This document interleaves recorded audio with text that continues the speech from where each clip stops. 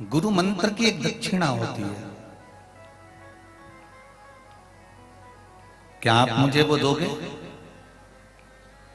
जनक जी ने जैसे ही कहा तो सुखदेव जी महाराज के मन में आया कि गुरु जी ऐसी कौन सी दक्षिणा मांगने वाले हैं। बोलो सुखदेव जी, वो दक्षिणा देने को तैयार हो? सुखदेव जी ने कहा अगर मैंने गुरु मंत्र ले रहा हूं तो दक्षिणा भी दूंगा। बोलो क्या दक्षिणा देना पड़ेगा? तो सुखदेव जी महाराज से राजा जनक जी ने कहा कि तुम्हें सन्यासी नहीं बनना है, तुम्हें तपस्वी नहीं बनना है, तुम्हें साधु नहीं बनना है, तुम्हें संत नहीं बनना है। सुखदेव जी से कहा तुम्हें गृहस्थी बनना है।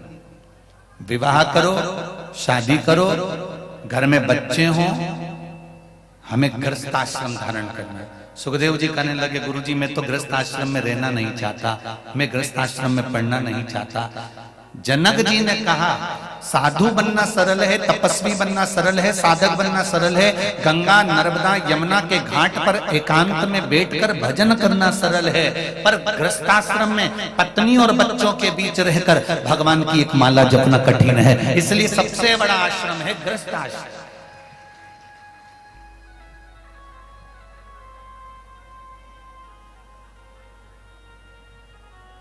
ये जितने लोग कहते हैं ना हम तो भैया विवाह नहीं करेंगे, हम तो साधु बन जाएं, हम तो संत बन जाएं, हम तो सन्यासी बन जाएं, हम तो तपस्वी बन जाएं। तो गंगा के घाट पर अकेले तो भजन कर कोई भी कर सकता है।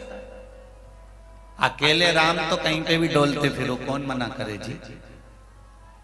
पर विवाह करने के बाद पत्नी, बच्चे, कुटुंब और कबीले के साथ में रहकर भजन करना कठिन है। सुखदेव जी से कहा तुम्हें शादी करना पड़ेगा, और सुखदेव जी महाराज ने गुरु जी की आज्ञा मानी और पितरों की कन्या पीवरी के साथ में जिन सुखदेव जी ने राजा परीक्षित को श्रीमद् भागवत कथा सुनाई थी, उन सुखदेव जी ने पितरों की कन्या पीवरी के साथ में विवाह किया।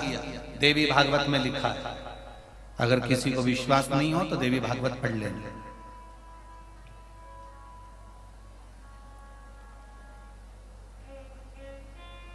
पितरों की कन्या पीवरी के साथ में सुखदेव जी का विवाह हुआ। लड़के हुए, एक लड़की हुई जो अणु नाम के राजा के साथ में भी आई।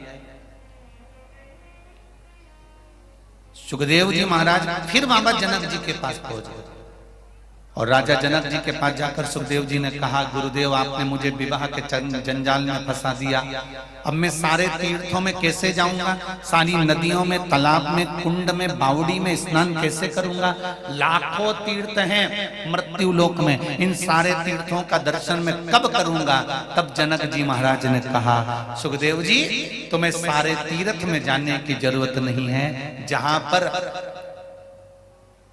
संत बैठकर भगवान का सत्संग कर रहे हो, जहां प्रवचन और सत्संग चल रहा हो, जहां शिव महापुराण की कथा और भागवत रामायण चल रही हो, वहां जाकर बैठ जाना, सारे तीर्थों का दर्शन एक साथ हो।